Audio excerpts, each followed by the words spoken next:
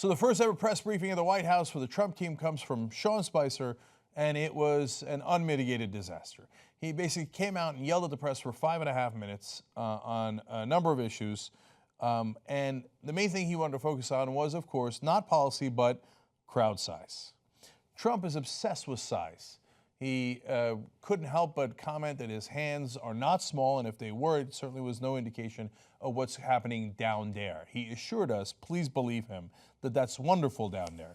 So now he has Sean Spicer, his press secretary, go out there and assure everybody that his crowd size is terrific as well. So let's listen to Sean as he yells at the press. Photographs of the inaugural proceedings were intentionally framed in a way, in one particular tweet, to minimize the enormous support that had gathered on the National Mall. This was the first time in our nation's history that floor coverings have been used to protect the grass in the mall. That had the effect of highlighting any areas where people were not standing, while in years past, the grass eliminated this visual. Inaccurate numbers involving crowd size were also tweeted. No one had numbers because the National Park Service, which controls the National Mall, does not put any out. All of this space was full when the president took the oath of office.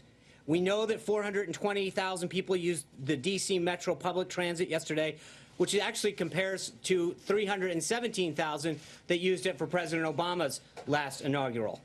This was the largest audience to ever witness an inauguration, period. Really? Did you hear that last part? Let's play that one again. This was the largest audience to ever witness an inauguration, period. No, not remotely true. Let's show you pictures and let's show you real facts, not alternative facts. So here's a picture from 2009 for Barack Obama's inauguration. You see the Capitol all the way in the distance? That's where the speech is. The crowd comes all the way back to this vantage point here. Okay, now let's show you Donald Trump's inauguration. Oops. Okay, look, the white canvas does make it look particularly empty, but there's a second reason why, because it's particularly empty. Look at the signs on the grass. All that stuff was full before. There's nobody on the grass as the camera comes closer to us. And look at how far and deep this one goes in 2009. Now look at 2017.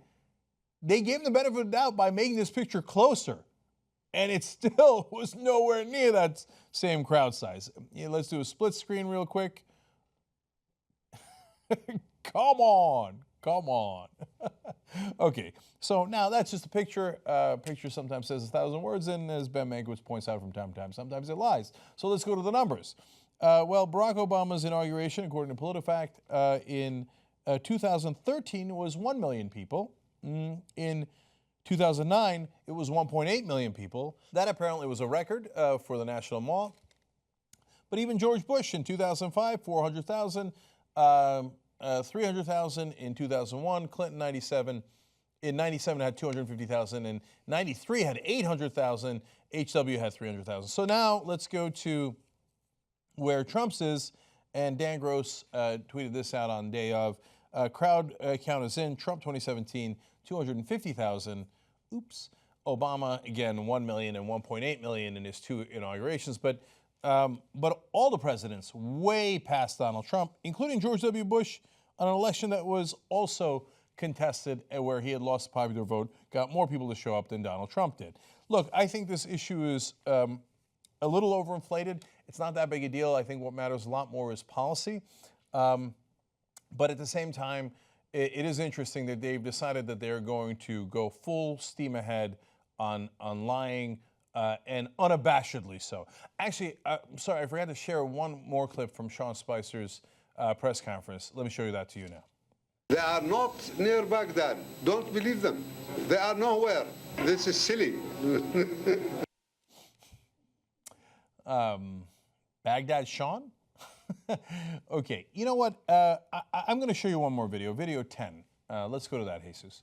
Because I don't want everybody to get lost in this fight back and forth. Now, it's important because we've got to know if our president and his press secretary are going to continue to mislead us on a day-to-day basis. But what's more important is when they mislead us on policy issues. So what no one's talking about is the very end of the press conference when Sean Spicer also said this. I'd also note that it's a shame that the CIA didn't have a CIA director to be with him today when he visited, because the Democrats have chosen, Senate Democrats are stalling the nomination of Mike Pompeo and playing politics with national security. That's what you guys should be writing and covering. That this, instead of sowing division about tweets and false narratives. Well, first of all, you guys are the ones that put out the tweets.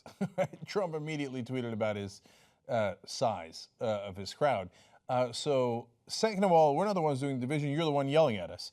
But third of all, this policy matter on the CIA is also inaccurate and far more important. So the reality is that Donald Trump, as we explained to you last week, put forward his nominees much later in the process than other Democrats and Republicans had. So whether it was Obama or George W. Bush, they would, after they won the election, they would put up their nominees and they would have plenty of time for hearings. Well, Trump didn't do that. He put them in rather late in the process, and that's a fact, and you could look into it. And we already shared all those facts with you on the exact timing in a video we did last week. And then, on top of that, most of his nominees did not go through the ethics office. They just simply refused to do disclosures to the ethics office, which, by the way, should mean that they should be blocked. Not that their nomination should be delayed. It should be blocked. If you're not going to follow the law and agree to the ethics rules and laws of this country, then you shouldn't get to be a nominee. So now, a lot of his nominees did that. In the case of Pompeo, they put him up later in the process, as I said, and it's even more egregious for some of the other nominees. So then they turn around and go, oh, look at this. The Democrats are blocking it. They're holding it up. No, you did this on purpose so that you can come out and say, oh, there's a panic. The CIA director is not in place. You created the panic. So the press actually did a wonderful job of calling them out on this crowd size issue and actually held them to account. But I also need you to hold them to account on more important things related to policy. So let's all do that going forward. If you want to see this happen, donate $3, $20, $27, whatever you can afford. You know that if everybody that's watching this video donated right now, we could stop the fundraising because we'd have enough. So go to tytnetwork.com/go. We'll wait while you make the donation. Thank you for doing it and for building a great new journalism team. And thanks for watching.